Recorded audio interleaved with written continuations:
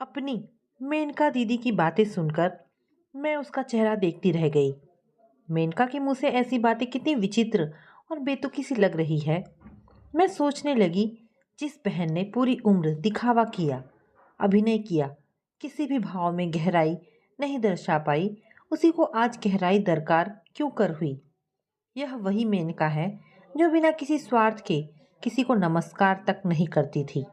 देखो ना, अभी उस दिन तुम्हारे जीजा जी मेरे लिए शॉल लाए तो बहू चंदा इतनी तारीफ करने लगी कि क्या बताऊं। पापा जी इतनी सुंदर शॉल लाए, पापा जी की पसंद कितनी कमाल की है, पापा यह, पापा वह। मेनका अपनी बहू चंदा के बारे में कह रही थी। तुम्हारे जीजा जी खुश हुए और कहने लगे कि मेनका, तुम यह शॉल चंदा बहू को ही दे दो। मैंने कहा कि इसमें लेने देने वाली भी क्या बात है, मिल बांट कर पहन लेगी। लेकिन तुम्हारे जीजा जी माने ही नहीं, कहने लगे दे दो। मेरा मन देने को नहीं था, लेकिन तुम्हारे जीजा जी के बार बार कहने पर मैं उसे देने गई तो चंदा कहने लगी, मम्मी मुझे नहीं चाहिए, यह शेड मुझ पर थोड़ी ना जचेगा, आप पर ज़्यादा जचेगा। मैं उसकी बातें सुनकर हैरान रह गई। तुम्हारे जीजा जी को खुश करने के लिए इतनी तारीफ कर दी कि वह भी इतराते फिरे। भला तारीफ करने का अर्थ यह तो नहीं होता कि आपको वह चीज़ चाहिए ही।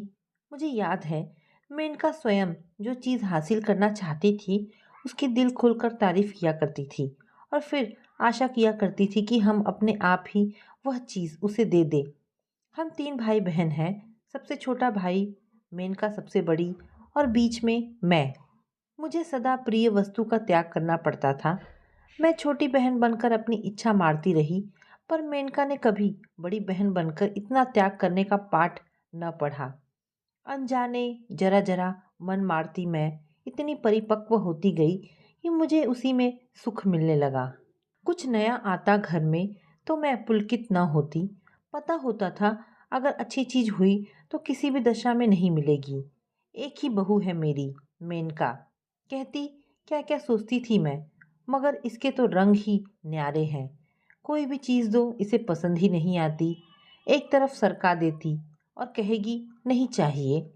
मेनका मेरी बड़ी बहन है, खून का रिश्ता है हम दोनों में, मगर सत्य यह है कि जितना स्वार्थ और दुगलापन मेनका में है, उसके रहते वह अपनी बहू से कितना अपनापन सहेज पाई होगी, मैं सहज ही अंदाजा लगा सकती हूँ। चंदा कैसी है और उसे कैसी चीज़ें पसंद आती हैं, यह भी मैं जानती हूँ। मैं जब पहली बार चंदा से मिली थी तभी बड़ा सुखद सा लगा था उसका व्यवहार। बड़े अपनेपन से वह मुझसे बतियाती रही थी। चंदा, शादी में पहना हुआ तुम्हारा वह हार और बूंदे बहुत सुंदर थे, कौन से सुनार से लिए थे? अरे नहीं मौसी, वे तो नकली थे, चांदी पर सोने का पानी चढ़े। मेरे पापा बहुत डरते हैं ना, कहते हैं कि शादी में भीड़ भाड़ में गहने खो जाने का डर होता है। आपको पसंद आया तो मैं ला दूंगी। कहती कहती सहसा चंदा चुप हो गई थी। मेरे साथ बैठी मेनका की आंखों को पढ़ती सकपका सी गई थी चंदा। बेचारी कुशल अभिनेत्री तो थी नहीं जो झट से चेहरे पर आए भाव बदल लेती। झुंझलाहट के भाव तैर आए थे चेहरे पर। उनसे खुलकर बात करने में भला कैसा संकोच। जाओ चंदा, उधर तुम्हारे पापा बुला रहे हैं, जरा पूछना उन्हें क्या चाहिए। ये कहते हुए मेनका ने चंदा को मेरे पास से उठा दिया था। बुरा लगा था चंदा को।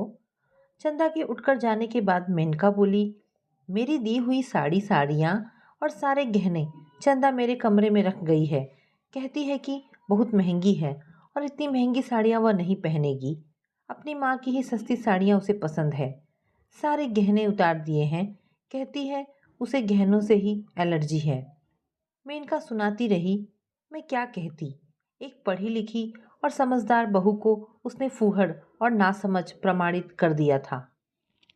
नाश्ता बनाने का प्रयास करती तो मेनका सबके सामने बड़े व्यंग से कहती, नहीं नहीं बहू, तुम्हें हमारे ढंग का खाना बनाना नहीं आएगा। हर घर का अपना अपना ढंग होता है। मम्मी, आप अपना ढंग बताइए, मैं उसी ढंग से बनाती हूँ। चंदा शालीनता से उत्तर देती, नहीं बेटा, समझा करो, तुम्हारे पापा और आकाश मेरे ही हाथ का खाना पसंद करते हैं। अपने चारों तरफ मेनका ने जाने कैसी दीवार खड़ी कर रखी थी, जिसे चंदा ने पहले तो भेदने का प्रयास किया और जब नहीं भेद पाई तो पूरी तरह उसे सिरे से ही निकाल दिया। कोई भी काम नहीं करती, ना खाना बनाती, ना नाश्ता, यहाँ तक कि सस्ती सवरती भी नहीं है।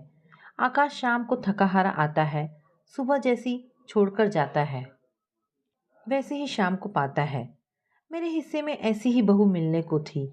मेनका कहती, कल चंदा को मेरे पास भेजना, मैं बात करूंगी। तुम क्या बात करोगी? रहने दो, किसी भी समस्या का हल बात किए बिना तो नहीं निकलेगा ना। मेनका ने साफ शब्दों में मना कर दिया।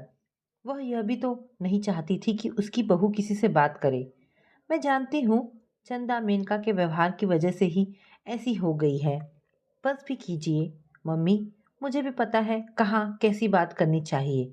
आपके साथ दम घुटता है मेरा। क्या एक कप चाय बनाना भी मुझे आपसे सीखना पड़ेगा? हद होती है हर चीज़ की। चंदा एक बार हम सबके सामने ही बौखलाकर मेनका पर चीख उठी थी। उसके बाद घर में अच्छा खासा तांडव हुआ था। जीजा जी और मेनका ने जो रोना धोना शुरू किया था कि उसी वक्त चंदा हॉस्पिटल में एडमिट हो गई थी। आकाश भी हतप्रभ रह गया था कि उसकी माँ चंदा को कितना प्यार करती है। यहाँ तक कि चाय भी उसे नहीं बनाने देती, नाश्ता तक माँ ही बनाती है। बचपन से माँ के रंग में रचा बसा आकाश पत्नी की बात समझता भी तो कैसे। हॉस्पिटल में रहकर चंदा लौटी तो अपने ही कमरे में कैद होकर रह गई। परेशान हो गया था आकाश। एक दिन मैंने फ़ोन किया तो बेचारा रो पड़ा था। अच्छी भली हमारे घर आई थी, मायके में सारा घर चंदा ही संभालती थी। मैं इस सच को अच्छी तरह जानता हूँ। हमारे घर आई तो चाय का कप बनाते भी उसके हाथ कांपते हैं। ऐसा क्यों हो रहा है मौसी? उसे दीदी से दूर ले जा। मेरी बात मान बेटा। मम्मी तो उसकी देखभाल करती है, बेचारी चंदा की चिंता में आधी हो गई है। यही तो समस्या है आकाश बेटा। मेनका तेरी माँ है तो मेरी बड़ी बहन भी, जिन्हें मैं बचपन से जानती हूँ। मेरी बात मान तो तू चंदा को कहीं और ले जा या कुछ दिन के लिए मेरे घर छोड़ दे। कुछ भी कर, अगर चंदा को बचाना चाहता है तो चाहे अपनी माँ से झूठ ही बोल। आकाश असमंजस में था, मगर बचपन से मेरे करीब होने की वजह से मुझ पर विश्वास भी करता था। टूर पर ले जाने के बहाने वह चंदा को अपने साथ मेरे घर पर ले आया तो चंदा को मैले कपड़ों में देखकर मुझे अफसोस हुआ था। मौसी, आप क्या समझाना चाहती हैं? मेरे दिमाग में नहीं आ रहा है। बस अब तुम चिंता मत करो। तुम्हारा 15 दिन का टूर है और दीदी को यही पता है कि चंदा तुम्हारे साथ है। 15 दिन बाद चंदा को यहाँ से ले जाना। आकाश चला गया। जाते समय वह मुड़ मुड़ कर चंदा को देखता रहा, पर वह उसे छोड़ने भी नहीं गई।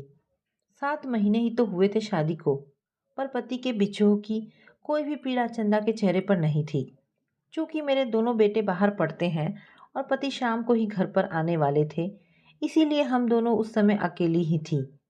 चंदा बेटा, क्या लेगी? ठंडा या गरम? कुछ नाश्ता करेगी ना मेरी बच्ची? सिर पर हाथ फेरा तो मेरी गोद में समाकर वह चीख चीख कर रोने लगी। मैं प्यार से उसे सहलाती रही। ऐसा लगता है मौसी कि मैं मर जाऊंगी। मुझे बहुत डर लगता है। कुछ नहीं होता मुझसे। होता है बेटा, होता क्यों नहीं? तुम्हें वो सब कुछ आता है। चंदा इतनी समझदार, इतनी पढ़ी लिखी, इतनी सुंदर बहू है हमारी। चंदा मेरा हाथ कसकर पकड़े रही जब तक पूरी तरह सो नहीं गई। एक प्रश्न चिन्ह थी मेरी बहन सदा मेरे सामने, और आज भी वह वैसी ही है। एक उलझा हुआ चरित्र जिसे स्वयं ही नहीं पता उसे क्या चाहिए, जिसका अहम इतना ऊंचा है कि हर रिश्ता उसके आगे बौना है। शाम को मेरे पति घर आए तब उन्हें मेरे इस कदम का पता चला। घबरा गए वह कि कहीं दीदी को पता चला तो क्या होगा, कहीं रिश्ता ही ना टूट जाए। टूटता है तो टूट जाए। उम्र भर हमने दीदी की चालबाजी सही है, अब मैं बच्चों को तो दीदी की आदतों की बलि नहीं चढ़ने दे सकती। जो होगा हो जाएगा, कभी तो आईना देखना पड़ेगा ना दीदी को। चंदा की हालत देखकर मैं सुबकने लगी थी।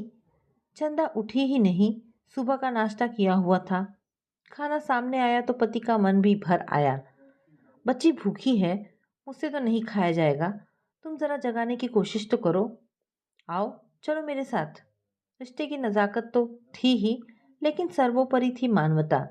हमारी अपनी बच्ची होती तो क्या करते? जगाते नहीं उसे? जबरदस्ती जगाया उसे। किसी तरह हाथ मुंह धुला मेज तक ले आए। आधी रोटी ही खाकर वह चली गई। सोना मत चंदा, अभी तो हमने बातें करनी है। मैं चंदा को बहाने से जगाना चाहती थी। पहले से ही खरीदी साड़ी उठा लाई। चंदा, देखना, तुम्हारे मौसा जी मेरे लिए साड़ी लाए हैं। कैसी है? तुम्हारी पसंद बहुत अच्छी है। तुम्हारी यहाँ साड़ियाँ देखी थी ना शादी में।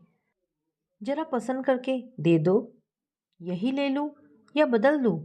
चंदा ने तनिक आंखें खोली और सामने पड़ी साड़ी को उसने गौर से देखा।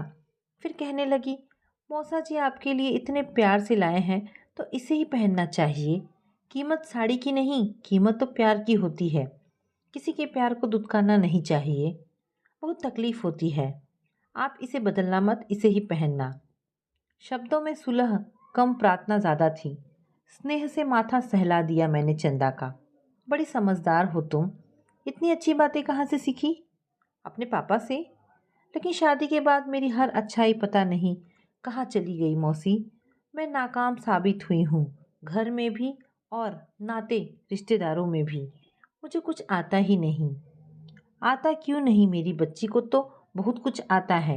याद है तुम्हारे मौसा जी के जन्मदिन पर तुमने पुलाव और पालक पनीर बनाए थे, जब तुम आकाश के साथ पहली बार हमारे घर आई थी। आज भी हमें वह स्वाद नहीं भूलता। लेकिन मम्मी तो कहती है कि आप लोग अभी तक मेरा मजाक उड़ाते हैं। इतना गंदा पुलाव आपने पहली बार खाया था। यह सुनकर मेरे पति अवाक रह गए थे। फिर बोले, नहीं चंदा बेटा, मैं अपने बच्चों की सौगंध खाकर कहता हूँ, इतना अच्छा पुलाव हमने पहली बार खाया था। मेनका दीदी ने बहू से इस तरह क्यों कहा, इसलिए उसके बाद यह कभी हमारे घर नहीं आई। आंखें फाड़ फाड़ कर यह मेरा मुंह देखने लगे। इतना झूठ क्यों बोलती है यह मेनका? रिश्तों में इतना जहर क्यों घोलती है यह मेनका? अगर सुंदर सुशील बहू आ गई है तो उसको नालायक प्रमाणित करने पर क्यों तुली है? इसे क्या लाभ मिलेगा? तुम तुम मेरी बेटी हो चंदा। अगर मेरी कोई बेटी होती तो शायद तुम जैसी होती। तुमसे अच्छी कभी नहीं होती। मैं तो सदा तुम्हारे अपनेपन से भरे व्यवहार की प्रशंसा करता रहा हूँ। लगता ही नहीं कि घर में किसी नए सदस्य का आगमन हुआ था। अपनी मौसी से पूछो, उस दिन मैंने क्या कहा था? मैंने कहा था, हमें भी ऐसी ही बहू मिल जाए तो जीवन में कोई भी कमी न रह जाए। मैं सच कह रहा हूँ बेटी, तुम बहुत अच्छी हो। मेरा विश्वास करो।